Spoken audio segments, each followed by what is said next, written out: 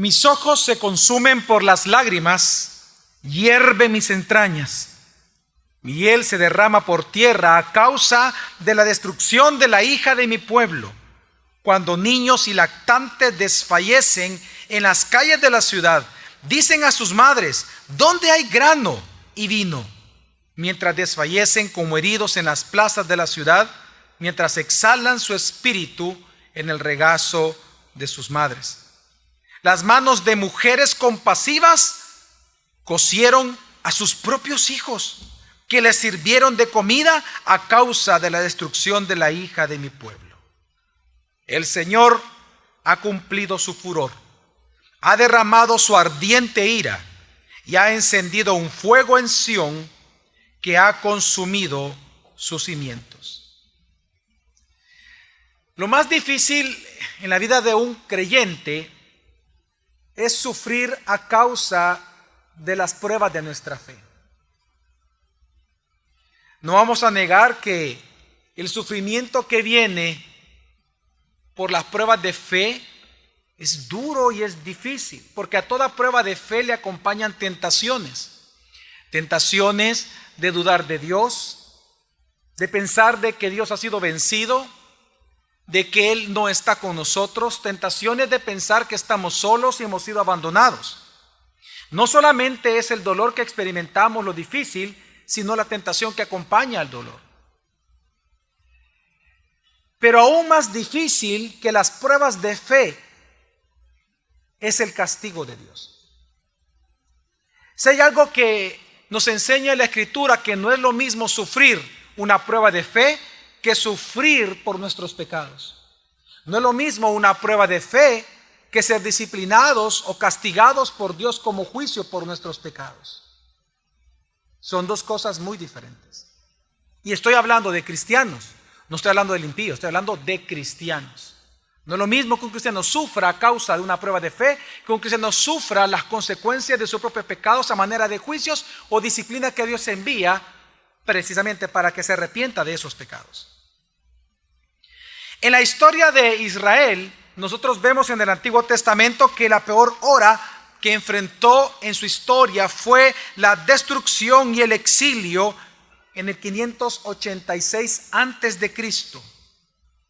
Hasta el día de hoy no ha habido sufrimiento más grande sin precedentes como la destrucción del templo, la destrucción de la ciudad y el ser enviados al exilio por mano de Babilonia. Ellos no solamente perdieron la tierra prometida, no solamente fueron asesinados, no solamente el templo fue destruido y no solamente fueron llevados al exilio, sino que resulta que cuando comienzan a reflexionar las razones de todo esto, se dieron cuenta que su enemigo acérrimo no era Nabucodonosor, rey de Babilonia en aquel momento, sino que resulta que el enemigo de ellos era su propio Dios. Dios se volvió el enemigo de su pueblo. Y es lo que nos enseña hoy el libro de Lamentaciones. El escritor de Lamentaciones compone 5 poemas, son 5 capítulos. Lamentaciones es muy pequeño, son 5 poemas en donde él escribe para expresar su profundo dolor y su lamento por lo que sus ojos estaban presenciando al ver la destrucción de su ciudad, de la hermosa Jerusalén, de la hija de Sión, del templo de Dios, el asesinato de sus compatriotas y el envío al exilio de los otros que quedaron vivos. Así, el libro de Lamentaciones, que son 5 poemas, es un libro que nos enseña que Dios es un implacable enemigo de aquellos que pisotean su palabra y su gracia, pero que también ese mismo Dios es un Dios rico en gracia y en misericordia, un Dios fiel al pacto con sus elegidos. Por eso la pregunta que este día el libro de Lamentaciones responderá es: ¿Qué podemos hacer cuando Dios nos está castigando por causa de nuestros pecados? El libro de Lamentaciones responderá, de hecho, varias preguntas. La principal es, ¿qué podemos hacer usted y yo cuando estamos siendo quebrantados, disciplinados, bajo juicio de Dios, castigados por nuestros pecados? ¿Quién puede consolar a un hijo de Dios cuando Dios es quien lo está quebrantando? ¿Quién puede ayudar a un hijo de Dios cuando es Dios mismo quien lo está quebrantando? ¿Qué puede hacer el justo cuando está siendo castigado por su padre? ¿Qué puede esperar un creyente cuando su padre lo está castigando? Este día, la manera en que vamos a desarrollar la instrucción de este libro es en 3 partes. Porque el libro de Lamentaciones contiene 3 grandes partes. Lo podemos ver así. El capítulo 1 y 2 nos va a hablar del desconsuelo y el profundo lamento que surge de la boca y del corazón de aquel que sufre el castigo de Dios por sus propios pecados. Luego vamos a ver en el capítulo 3 la esperanza que surge en el corazón del que sufre cuando observa las grandes misericordias de Dios. Pero en tercer lugar, en el capítulo 4 y 5, vamos a ver siempre el lamento del que sufre, pero ahora sufre con esperanza. Y por lo tanto, en lugar de quejarse, su lamento es hacia el Señor y su perseverancia es a causa de su esperanza en Él.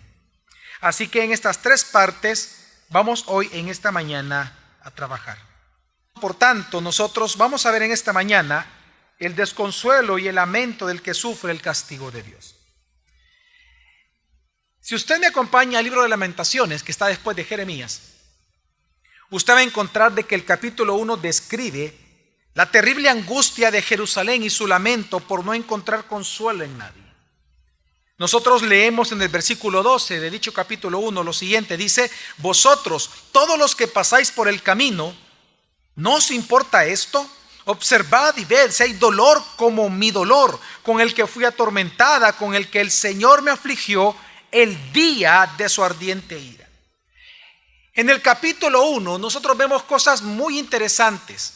En primer lugar, si usted lee, se da cuenta de que Jerusalén, la ciudad de Sión, como le llaman los profetas, Jerusalén es personificada acá en el capítulo 1 por una mujer que clama y que se lamenta ante Dios.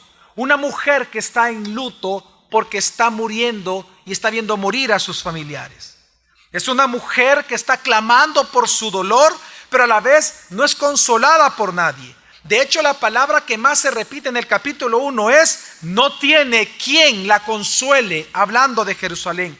Porque en su angustia ella observa que aquellos que eran sus amantes, porque recuerda que Dios compara a Israel como su esposa y él como el esposo, y en Jeremías leímos que Dios le dice dromedaria salvaje en el capítulo 2 y 3 de Jeremías. Dios le llama una prostituta a su propia esposa.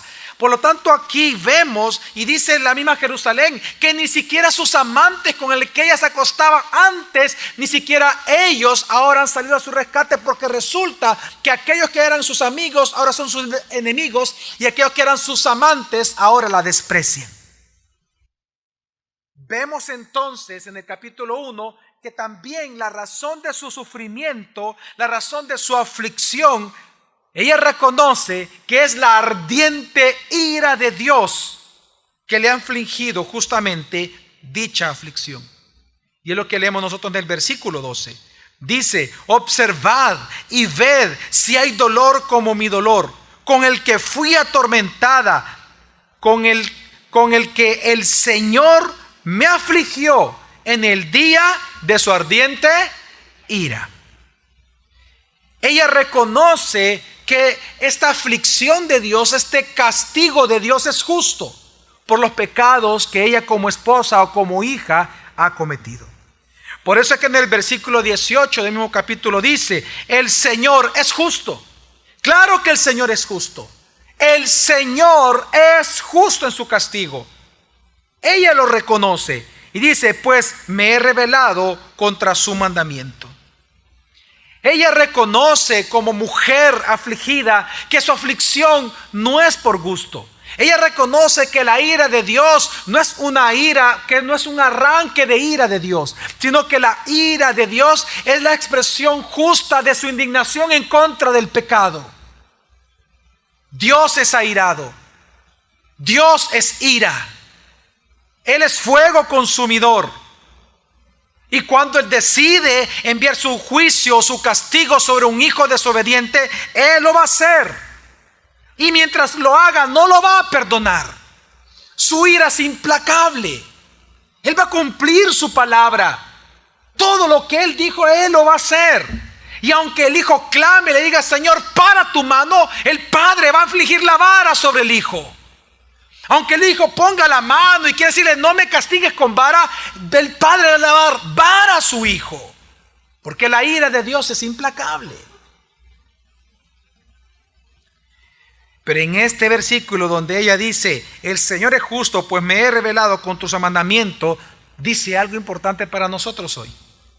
Dice, oíd ahora, pueblos, todos, no algunos. Dice, todos los pueblos de la tierra, oíd y ved mi dolor. Mis vírgenes y mis jóvenes han ido al cautiverio. Y este es un llamamiento digno de ser escuchado hoy, en esta mañana, por nosotros los cristianos. Porque el capítulo 1 nos enseña dos cosas. En primer lugar, nos enseña que Dios realmente castiga a sus hijos. Dios castiga a sus hijos hasta el día de hoy. Nosotros vemos que el castigo de Dios es diferente a las pruebas de fe. En la Biblia eso es muy claro.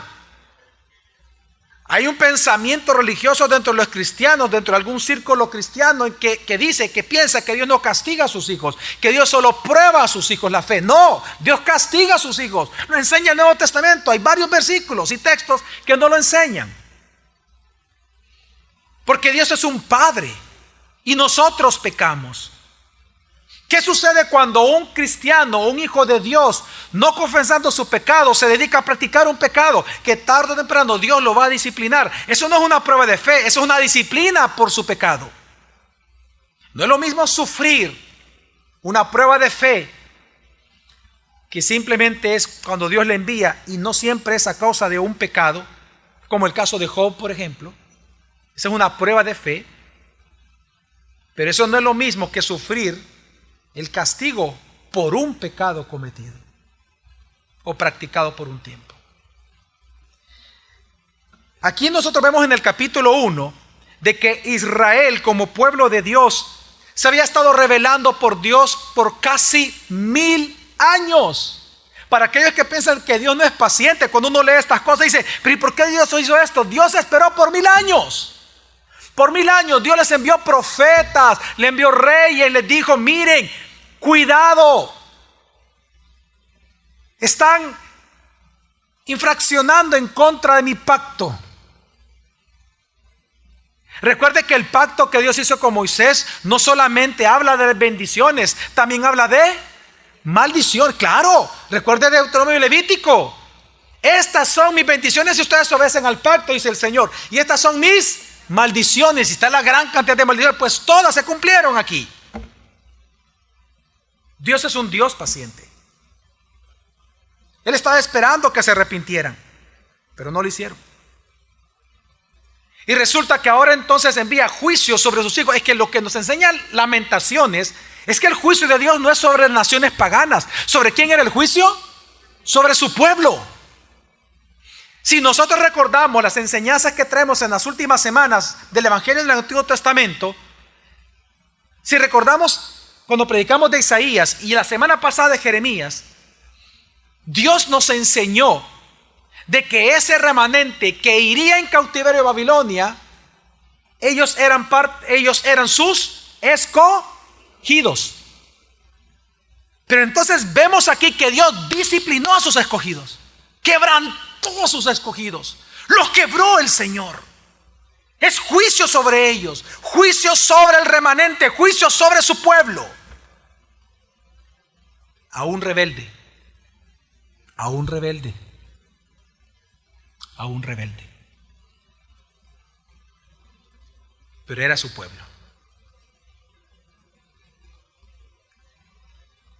Por lo tanto, no es lo mismo sufrir una prueba de fe que sufrir el castigo de Dios por nuestros pecados. Primera de Pedro, capítulo 4, versículo 15 al 16 dice que de ninguna manera sufra alguno de vosotros como homicida o ladrón o malhechor o por entreometido. En otras palabras, por pecados. Antes de continuar leyendo, recordemos a quiénes Pedro le escribió. Pedro le escribió a quiénes. La primera carta de Pedro, ¿a quién se le escribió? A los cristianos, ¿a quiénes? No eran inconversos, eran convertidos, a cristianos que por la persecución que Nerón comenzó, después de que muchas provincias de Roma, de las 14, muchas fueron quemadas por el gran incendio, que él culpa a los cristianos de haberlo iniciado. Y hoy sabemos en la historia que eso nunca pasó por los cristianos, sino que fueron ellos mismos. Resulta que comienzan a perseguir a los cristianos y los cristianos que estaban en Roma se ven obligados a huir. Y ellos se fueron a Poncio, a Galacia, a Bitinia, a Capadocia, lo que hoy es Turquía, enfrente del mar Mediterráneo. Ellos estando entonces allí, viene el apóstol Pedro como pastor de ellos y les escribe esta carta. Es a cristianos que están en sufrimiento. Y a ellos les dice que de ninguna manera sufra alguno de vosotros como homicida, ladrón, malhechor o entrometido. En otras palabras, no sufran por pecados. Luego dice, pero si alguno sufre como cristiano, que no se avergüence, sino que como tal glorifica ¿a quién? A Dios. Pero luego dice en el versículo 17, porque es tiempo de que el juicio comience por la casa de Dios. La diferencia entre el juicio de Dios, es decir, el castigo de Dios por el pecado de un hijo, versus el castigo de Dios por los pecados de alguien que no es hijo, es decir, de un inconverso, la diferencia es que este juicio de Dios sobre sus hijos nunca es para destrucción, es para su purificación, para que él se arrepienta y se regrese al Señor. Mientras que en el caso de los juicios de Dios contra los impíos es para su destrucción total y para que ellos paguen eternamente el precio de su pecado. ¿Me voy a entender, hermanos? Hay una gran diferencia. Hay una gran diferencia. Y yo sé que todos aquellos que son papás y mamás entienden este punto de parte del Señor. Todos los que somos padres sabemos que cuando uno disciplina a su hijo, a uno para empezar le duele disciplinar a sus hijos, ¿sí o no? Y aunque ellos pongan la mano, uno va a seguir ¿qué? Se supone que uno va a seguir ¿qué? Dándole la vara aunque él ponga la mano. La vara viene porque viene. Pero uno ¿por qué lo hace? ¿Para que ellos se pierdan o para que ellos se vuelvan obedientes? Pero siempre son ¿qué? Hijos. Antes de la vara, durante la vara y después de la vara, siempre han sido ¿qué? Hijos. Y es lo que nosotros vemos aquí también en la Escritura. Lo segundo que nos enseña el capítulo 1, también de Lamentaciones, es que cuando Dios decide castigar o disciplinar a un hijo por sus pecados, no hay quien le consuele a este hijo de Dios. No hay nada que pueda consolar a alguien que está siendo quebrantado por Dios. No hay consuelo en Satanás. Lamentaciones capítulo 1, versículo 2 dice, amargamente llora en la noche y las lágrimas corren por sus mejillas. No hay quien la consuele entre todos sus amantes. Todos sus amigos la han traicionado, se le han convertido en enemigos. Hermanos y hermanas, esta es la triste realidad de aquellos que ponen carne por brazo. Esta es la triste realidad de aquellos que confían más en sus propios criterios, en sus bienes materiales, en su propia sabiduría, en sus contactos, en su astucia, más que en la gracia de Dios y en los sabios mandamientos de Dios. Dios, por medio del profeta Isaías, por medio del profeta Jeremías y otros más, advirtió a los reyes de Jerusalén, a los reyes de Israel, a los reyes de Judá, a los reyes de Israel, que no confiaran en Egipto, en Siria, en Asiria y luego en Babilonia, en Edom, en Moab. Dios les dice, no confíen en ellos. No hagan pactos militares económicos con los impíos. Ellos son mis enemigos. No confíes en ellos. Yo te daré la victoria. Mas sin embargo ellos no quisieron. Y Dios les dijo, Dios les advirtió: si ustedes ponen a ellos por brazo, es decir, que los va a salvar, les anuncio desde ya que ellos lo van a terminar traicionando a ustedes. Pues entonces lo que estamos leyendo en Lamentaciones es el cumplimiento de esa palabra de Dios, porque ciertamente ellos les traicionaron, y ahora quienes eran sus amantes y amigos resulta que son sus enemigos. Hermanos y hermanas, no hay consuelo en los enemigos de Dios. Si algo nos enseña Lamentaciones 2:14, es que nos advierte que cuando tú pones la confianza en un enemigo de Dios, cuando tú estás en quebranto de parte de Dios por tus propios pecados, parte del juicio de Dios sobre tu vida, parte de tu quebranto será que estos enemigos de Dios, con sus consejos, te van a perder más a ti. Porque sus consejos no solamente no serán sabios, sino que son falsos consejos que surgen de la misma mente satánica. Es un consejo animal, terrenal y diabólico. No hay consuelo en Satanás. No hay consuelo en los enemigos de Dios. Cuando tú estás siendo quebrantado por Dios por tus pecados ocultos que nunca quisiste confesar, nada ni nadie te podrá consolar, porque es parte del juicio de Dios. Por eso Lamentaciones 4:17 dice: para colmo, desfallecen nuestros ojos, esperando en vano que alguien nos ayude. Desde nuestras torres estamos en espera de una nación que no puede, ¿qué? Salvar, no puede. Y ellos lo sabían. Claro que lo sabían. Porque Dios les había advertido por casi 1000 años que no dejaran el pacto. Ahora, luego de esto encontramos el capítulo 2. En el capítulo 2 de Lamentaciones vemos al escritor nuevamente lamentándose, pero ahora por la destrucción de la ciudad, por la muerte de sus niños, por la muerte de sus jóvenes, por la muerte de las mujeres, por la muerte de los sabios, la esclavitud de ellos, por la destrucción del templo.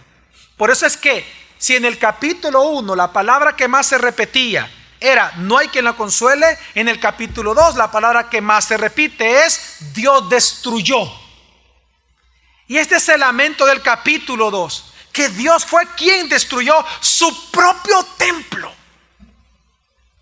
su propia ciudad, la que Él tanto amó, la que Él cuidó, la que en Isaías se le llama la viña que Él amó, que Él plantó, una cepa especial, pero resulta que la cepa se volvió amarga. Por eso es que en Lamentaciones 2:15 dice el escritor: baten palmas contra ti todos los que pasan por el camino, silban y mueven sus cabezas contra la hija de Jerusalén, diciendo: ¿es esta la ciudad de la cual decían la perfección de la hermosura, el gozo de toda la tierra? Y la gran ciudad, que era parte de la gloria de Dios en la tierra, resulta que ahora es el escarnio de todas las naciones.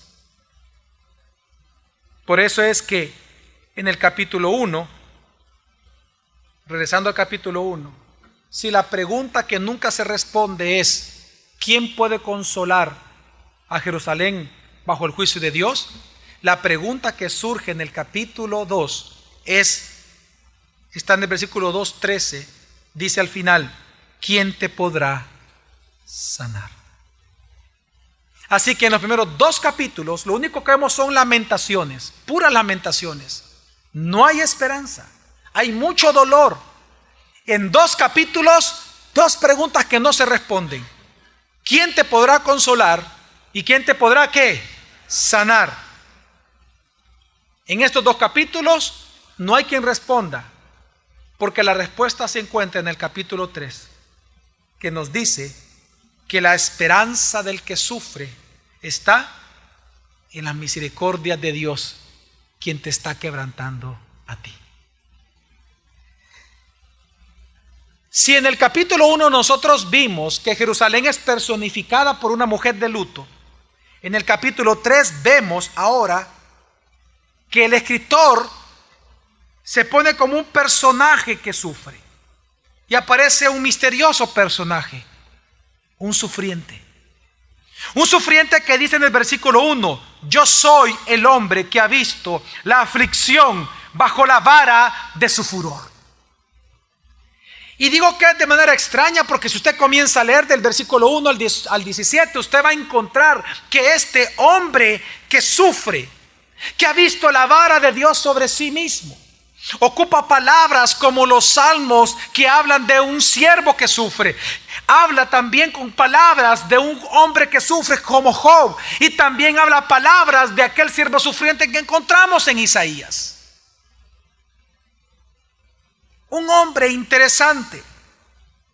Un hombre que bajo la disciplina de Dios, viviendo esto aquí en Jerusalén, llega a decir que es el clímax del dolor de un creyente, del dolor de un cristiano, del dolor que alguien que está siendo quebrantado por Dios. Porque resulta que no solamente él está diciendo que está siendo quebrantado por Dios, sino que resulta que este quebranto lo ha llegado a pensar, lo ha llevado a dudar de Dios de tal manera que en el versículo 18 él dice: y dije, perecieron mis fuerzas y mi esperanza ¿en quién? En el Señor. En otras palabras, él llegó a decir, fue tanto el sufrimiento de él que él llegó a decir, murieron mis fuerzas y murió mi esperanza ¿en quién? En el Señor. No hay peor hora en la vida de un cristiano que cuando su esperanza en el Señor ha muerto.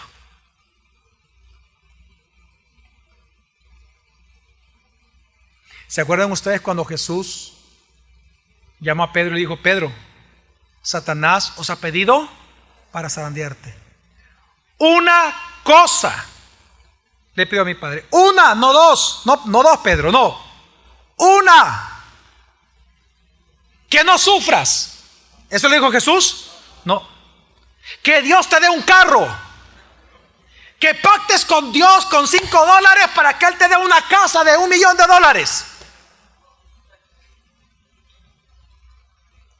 ¿Qué fue lo que el Hijo de Dios le pidió a su Padre? Que tu fe no falte. En otras palabras, que no desaparezca tu confianza en el Señor. Que no desesperes. Que no se elimine tu esperanza en el Señor. Que tu fe no falte. Porque no hay peor hora en la vida de un cristiano que a través de las pruebas que está sufriendo venga a perder su esperanza en el Señor. Dios mío, ¿por qué me has abandonado? Palabras más duras de leer y de escuchar. Porque ciertamente el Padre sí abandonó al Hijo. Usted tiene que entender eso. Sí, Dios lo abandonó. Porque dice la Escritura que el que no cometió pecado, Dios lo hizo pecado por nosotros y Dios lo abandonó en la cruz. ¿Usted cree que el dolor de Jesús fueron las coronas y los clavos como estas películas de Hollywood lo pintan? Que hacen ver todo un Jesús flacucho y que está, ay, por los clavos. Hermano, usted tiene que entender el dolor de Jesús, del Hijo de Dios. El dolor no eran únicamente los clavos. Eso, perdóneme, cualquiera lo podía soportar en ese momento, en esas circunstancias. A los demás se les quebraron los huesos. A Jesús no se le quebraron los huesos por mandato del Señor. Usted entiende el dolor y el sufrimiento de Jesús. Hoy en día se está haciendo una obra teatral del sufrimiento de Cristo. Y lo que le ponen para mover sus emociones es que usted llore por las espinas. No, es que ese no fue el sufrimiento real de Jesús. Jesús sufrió eso, ¿ok? Fue real, perdón. Lo que quiero decirles es que el dolor profundo de Jesús fue el abandono de su Padre. Porque es el correcto y justo castigo de Dios sobre el pecador. Pues entonces lo que encontramos aquí es un hombre que perdió su esperanza. Pero lo más interesante es que aún en medio de esta desesperanza, dice la Escritura, que en algo él recapacitó. Algo en él, algo pasó, que él recapacitó en su sufrimiento y en su desesperanza. ¿En qué? Versículo 21-24 del capítulo 3. Esto recapacitaré en mi corazón. Por lo tanto, ¿ahora qué? Esperaré en el Señor. Hoy habla de esperanza. ¿Por qué él va a esperar? ¿Qué fue lo que él entendió? ¿Qué fue lo que él recordó? ¿En qué fue lo que él recapacitó? Versículo 22. ¿Qué? Por la misericordia del Señor no hemos sido consumidos, porque nunca decayeron sus misericordias. Nuevas son cada mañana, grande es tu fidelidad. Mi porción, por tanto, es el Señor, dijo mi alma, por tanto en él esperaré. La gran enseñanza es esta: que cuando Dios ha sido quien por disciplina te está quebrantando por tus pecados, Él es el único que puede consolarte, sanarte y darte esperanza, porque Él es quien es soberano sobre tu sufrimiento. Y esta es la gran paradoja del libro de Lamentaciones. Esta es la gran paradoja. Este es el clímax de todos los poemas. Que el Dios, aquel que te está quebrantando a causa justamente por tus pecados, Él es el único que puede consolarte, que puede traerte esperanza y que te puede salvar, porque Él es el Dios soberano quien te creó y te redimió, y el que te ha prometido salvarte por medio de su Mesías prometido. Él es el único. Y esta es la gran paradoja de este libro. El Dios que los llevó al exilio es el único que ahora puede consolarlos, sanarlos y restaurarlos. ¿Sabe qué pasa aquí en el capítulo 3? Es que Israel se da cuenta de dos cosas.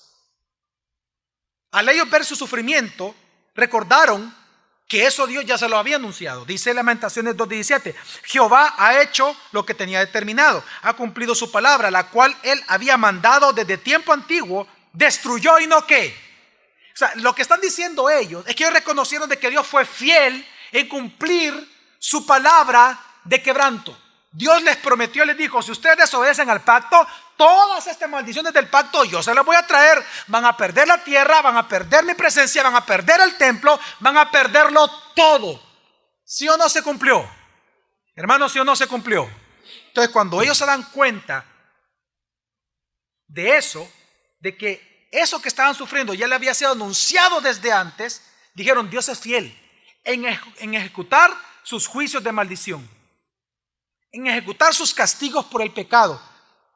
Pero en ese momento dijeron: pero yo recuerdo que cuando Dios nos dijo que nos iba a mandar castigo por nuestros pecados, también por Isaías y por Jeremías, en el mismo contexto y en la misma profecía, nos dijo que tiempo después, 70 años después y tiempo más adelante, Él traería a un renuevo del vástago de Isaí, a un David, a un Mesías sufriente, a alguien que nos rescataría, al Rey eterno, y Él nos gobernaría con amor y justicia para siempre. Por lo tanto, significa que si Dios ha sido fiel en ejecutar su juicio sobre mi vida, significa entonces que Él va a ser fiel en cumplir su restauración sobre mi vida, como Él lo prometió en sus propias profecías. Y eso fue lo que él se dio cuenta y dijo: por lo tanto en él esperaré. Y resulta que ahora el juicio que era para sufrimiento y dolor, resulta que ahora ese sufrimiento lo estaba llevando en esperanza, en gozo hacia su Señor, quien lo estaba quebrantando. La gran paradoja de Lamentaciones. Impresionante.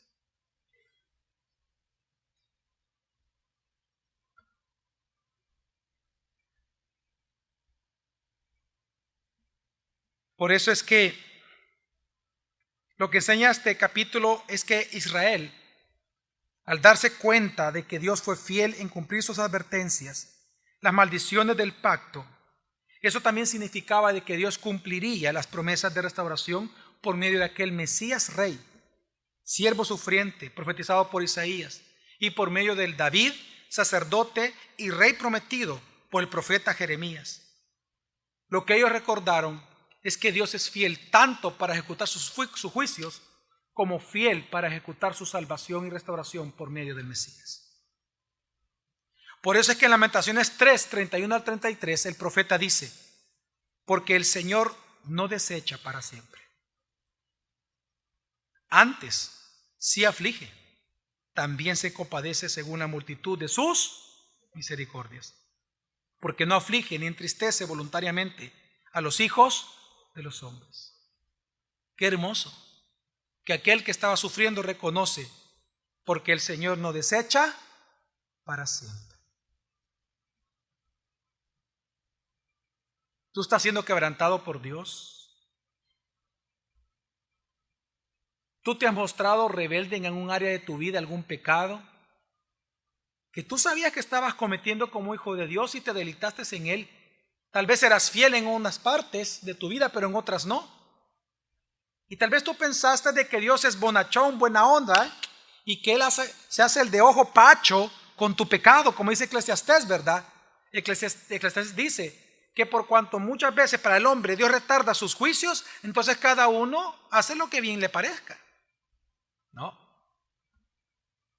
Tarde o temprano Dios te va a disciplinar. Por lo tanto, si tú estás siendo quebrantado, entiende, arrepiéntete y regresa al Señor, porque de todas maneras el Señor no te ha desechado para siempre. Dios nunca desecha a sus hijos. Los quebranta, los disciplina, sí, pero no los desecha para siempre. Amén. Así el libro de Lamentaciones enseña que Dios es un implacable enemigo de los que pisotean su gracia y su palabra, pero también es rico en gracia y misericordia, siendo fiel al pacto, restaurándolos en algún momento por medio del Mesías prometido. Así que el capítulo 3 nos aconseja que si nuestra esperanza está en Dios, quien nos quebranta, entonces la gran pregunta, ¿qué hacer mientras estamos siendo quebrantados por Dios? ¿Qué debe de hacer un cristiano cuando Dios mismo es quien nos está quebrantando? Lamentación 3, 40 y 41 da la respuesta a esa pregunta diciendo: examinemos nuestros caminos y escudriñémoslo y volvamos a Jehová y volvamos al Señor. Alcemos nuestro corazón en nuestras manos hacia Dios en los cielos. En otras palabras, ¿qué tienes que hacer cuando estás siendo quebrantado por Dios? Digan conmigo: escudriñar, arrepentirme y volver a Jehová. En otras palabras, perseverancia. Y esto es ya lo que los últimos 2 capítulos hablan en Lamentaciones. En el capítulo 4, por ejemplo, vemos que el escritor se sigue lamentando. Fíjese, es igual, se sigue lamentando. Por ejemplo, Lamentaciones del libro. Se llama Lamentaciones, a diferencia de los otros libros del Antiguo Testamento que toman su nombre de la primera palabra que aparece en el escrito. En el caso de Lamentaciones, no. Lamentaciones se le llama Lamentaciones porque los 5 poemas son puros lamentos. Pero en el 4 y en el 5 hay una gran diferencia entre los lamentos del 1 y el 2. Si en los lamentos del capítulo 1 y capítulo 2 habían preguntas sin responder y había desesperanza, lamento sin esperanza, resulta que ahora en el 4 y en el 5 hay mucho lamento, pero con esperanza. Por aquello que entendió en el capítulo 3, que por la misericordia del Señor no hemos sido consumidos. Entonces, en el capítulo 4 vemos una vez más al escritor lamentándose por la actual condición de su pueblo. Él hace un contraste entre lo que eran antes y lo que ahora eran, lo que antes tenían y lo que en ese momento les faltaba. Él narra poéticamente, hermosamente, como los niños, pero de manera dramática, como los niños, los nobles, las mujeres piadosas y el rey que estaba en Judá, resulta que están sufriendo ahora en Babilonia. El capítulo 4 es un capítulo muy triste de leer, porque es ahí donde dice que aquellas mujeres que eran piadosas en Jerusalén, resulta que ahora ellas cocinaron a sus propios hijos para ellas sobrevivir. Y en lugar de ellas morir por sus hijos, mataron a sus hijos para ellas vivir. Las mujeres piadosas de Jerusalén, cuando estaban en duro castigo. Es un capítulo muy, muy triste de leer, el capítulo 4. Pero, a diferencia del 1 y el 2, es que aún él lamentándose por esto, él expresa que ahora él tiene una esperanza. ¿Y cuál es su esperanza? Versículo 22 del capítulo 4. Se ha completado el castigo de tu iniquidad, hija de Sión. no volverá Él a desterrarte. Esto es asombroso, hermanos, porque ¿sabe cuál es la fecha más probable en que Lamentaciones fue escrita? ¿En qué año comenzó? ¿En qué año se ejecutó la destrucción del templo y comienzan los 70 años de sufrimiento que Dios les dijo que iba a suceder? En el año 586. Pues la fecha en que Lamentaciones fue escrito muy probablemente fue en el 586. Y eso hace interesante esta frase. ¿Por qué? Porque en el 586, es decir, ¿cuántos años faltaban para que terminaran los 70? 69. Ok. Pues en el año 1, después de entender lo que enseña el capítulo 3, resulta que el escritor dice esto. ¿El que dice?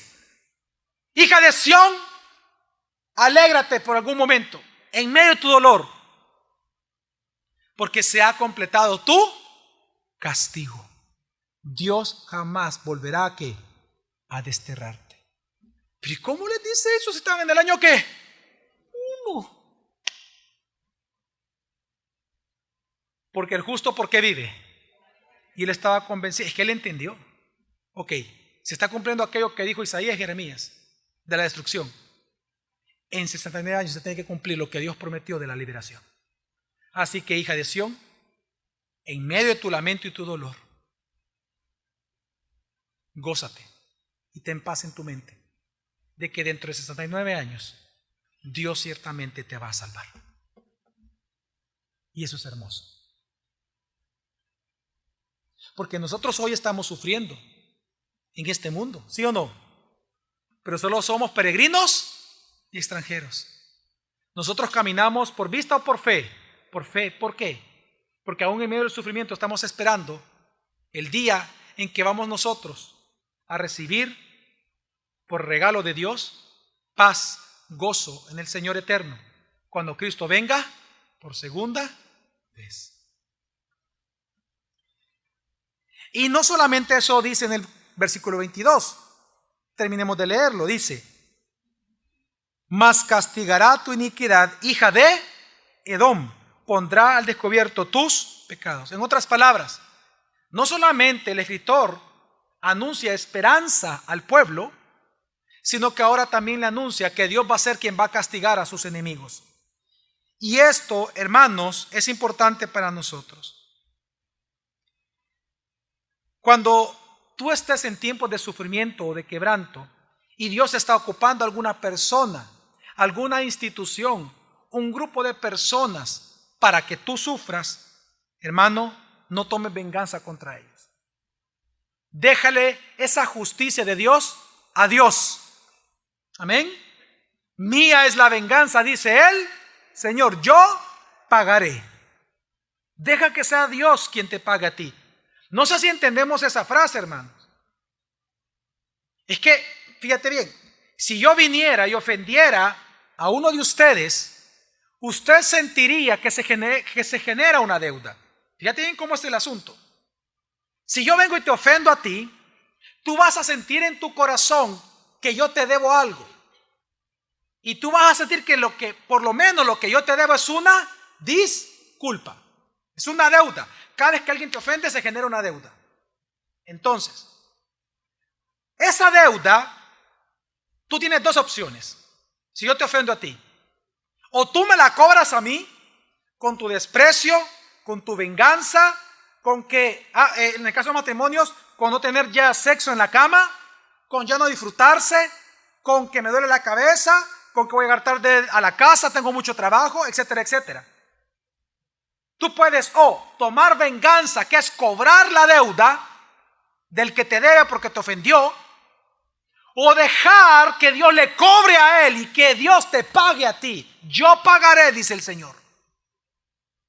Él te va a pagar a ti porque la deuda es contra ti. Te deben ellos. Entonces Dios va a tomar venganza sobre ellos para pagarte a ti injusticia, porque Él sabe que a ti te han dañado. Entonces, cada vez que alguien te hace un daño o una ofensa, se genera una deuda. No la cobres. Dios la va a cobrar por ti. Pero ojo. el que narró esto en Lamentaciones 4 probablemente no vio esto.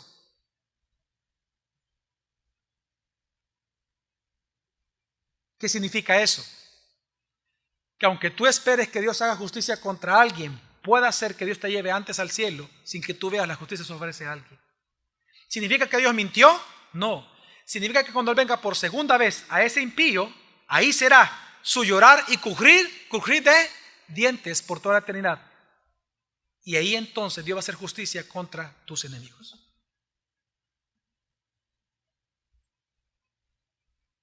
¿Y cómo termina entonces Lamentaciones capítulo 5? Bueno, termina con una oración en donde Dios comienza pidiendo, en donde el escritor comienza orando a Dios pidiendo para que Dios se acuerde de ellos. Luego vuelve a lamentarse, describe el lamento, el dolor que está sufriendo al ver la destrucción de su ciudad, pero termina con esperanza, él asegurando la soberanía de Dios de la manera siguiente. Lamentaciones 5, 19 al 21 dice: mas tú, oh Señor, reinas para siempre. Tu trono permanece de generación en generación. Restáuranos a ti, oh Señor, y seremos ¿qué? Restaurados. Renueva nuestros días como de antaño. Y esta palabra renueva es especial en hebreo, porque la palabra renovar o renueva en hebreo es volver a ser establecidos, pero sobre una base totalmente nueva. En otras palabras, esta persona entendió algo en su lamento y por lo cual oró. ¿Qué oró? Cuando él le dice renueva nuestros días como un antaño, le está diciendo que le está pidiendo a Dios que él cumpla el nuevo pacto que anunció por Jeremías y por Isaías. Porque la palabra renovar es volver a poner como en el origen, restauración, como al origen, pero sobre una base totalmente ¿qué, hermanos? Nueva. ¿Y qué es lo nuevo que ellos habían escuchado por parte de los profetas de Dios? Aquello que se llamó en Jeremías el nuevo pacto. Así, por lo tanto, aquí el que se lamenta en el capítulo 5 está reconociendo, número uno, cuando dice que tu trono permanece para siempre. Él estaba reconociendo en medio de su dolor, en el año 1, de que aún en medio de los juicios de Dios, reconociendo de que Dios es Rey eterno y para siempre, que Él es soberano, que Él controla el juicio como controla la restauración, que Él es Dios eterno, que Él es el Rey de la tierra y el Rey de las naciones. Por lo tanto, ora a Él y espera en Él en su nuevo pacto. Así que aquella pregunta, hermanos, que hice al inicio, ¿qué podemos hacer cuando Dios nos está castigando por causa de nuestros pecados? La respuesta es, digan conmigo, confiar, orar y poner nuestra esperanza en la misericordia de Dios, mediada por Jesucristo, el mediador del nuevo pacto. Y es que cuando uno lee Lamentaciones, uno dice, ¿por qué está Lamentaciones en la Biblia? Es un libro de mucho lamento y mucho dolor. Pero es que es impresionante, porque lo que anuncia Lamentaciones está anunciado del Génesis de la Biblia. Cuando Dios creó en el principio a Adán y Eva, Dios los creó para que ellos fueran su pueblo y Dios ser el Dios de ellos. Pero resulta que Adán y Eva pecaron. ¿Y qué hizo Dios cuando pecaron? Fueron enviados al exilio. Y usted ya ve el exilio desde el Génesis. Usted lo ve desde el Génesis. Y es lo que está hablando Lamentaciones. Está anunciando algo después. Lo que nosotros vemos en Lamentaciones es que ellos fueron exiliados del jardín del Edén a causa de sus pecados. Pero luego Dios escoge a Israel para reparar ese exilio. Dios les lleva a la tierra prometida. Les establece un rey sobre ellos.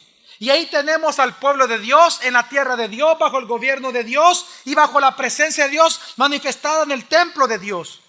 Ellos allí se supone que serían el pueblo y Él sería el Dios de ellos. Pero ellos pecaron, aborrecieron el pacto. Y resulta que ahora el Hijo de Dios obediente, que tendría que haber sido Israel, no Adán, resultó ser desobediente.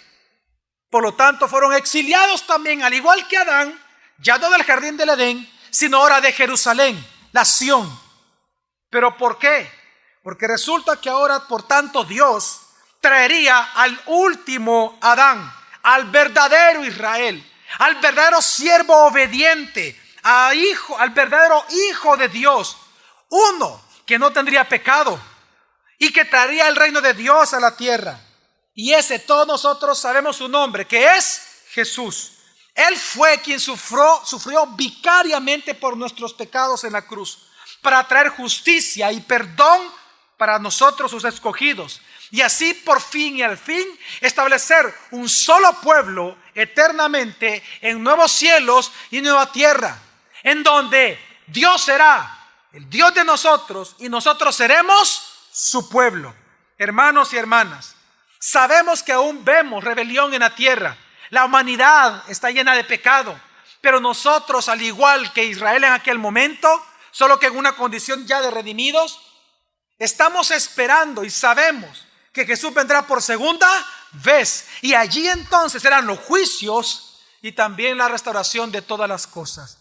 Sabemos que cuando Cristo venga por segunda vez se va a cumplir al fin y por fin aquello que fue anunciado desde Génesis. Lo que dice Apocalipsis 21, 3 al 4. Entonces oí una gran voz que decía desde el trono: y aquí el tabernáculo de Dios está entre los hombres, y Él habitará entre ellos, y ellos serán su pueblo, y Dios mismo estará entre ellos, y Él enjugará toda lágrima de sus ojos, y ya no habrá muerte, ni habrá más duelo, ni clamor, ni dolor, porque las primeras cosas han pasado. Hermanos y hermanas, la idea central del libro de Jeremías es mostrar que ante el desconsuelo por la destrucción de la ciudad por juicio de Dios, el escritor confía y pone su esperanza en las misericordias de Dios.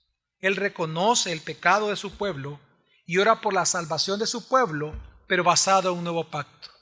Nosotros hoy que estamos en este nuevo pacto, si tú estás sufriendo, pues entonces en medio del sufrimiento, en medio de tu dolor, hijo de Dios, hija de Dios, ten paz, porque ciertamente el Señor escucha tu clamor. Y aunque tú sientas o percibas que tu llanto no es enjugado acá, ten por seguro que cuando Cristo venga por segunda vez, toda lágrima de tus ojos será enjugada. Y nunca jamás en tu vida volverás a experimentar dolor ni aflicción, porque estarás en paz eternamente con Jesús, tu Salvador y Señor actual. Amén. Por lo tanto, hay dos implicaciones para nosotros los cristianos hoy. En primer lugar, cuando estés sufriendo, ora a tu Señor. En el libro de Lamentaciones, orar es estar en la presencia de Dios, es derramar tu corazón al Señor, como dice Lamentaciones 2:19. Léelo, 2:19 en tu casa. Ahí dice que la oración en Lamentaciones es derramar tu corazón sufriente al Señor. Es implorar por misericordia, es implorar por consuelo, por venganza de tus enemigos y por la salvación de tu vida. Entiende, el libro de Lamentaciones nos enseña de que Dios sí oye a sus escogidos, pero cuando estos se arrepienten de sus pecados. Pero también nos enseña que cuando Dios responde, responde según la voluntad de Él y no según tu voluntad o la mía.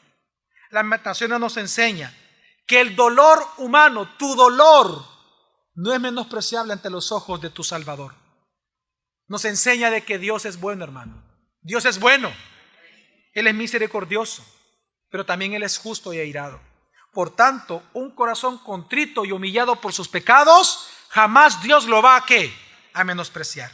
Entonces, usted puede preguntarse, si Dios siempre va a obrar conforme a sus propósitos y Él no va a hacer lo que yo le diga, ¿para qué orar?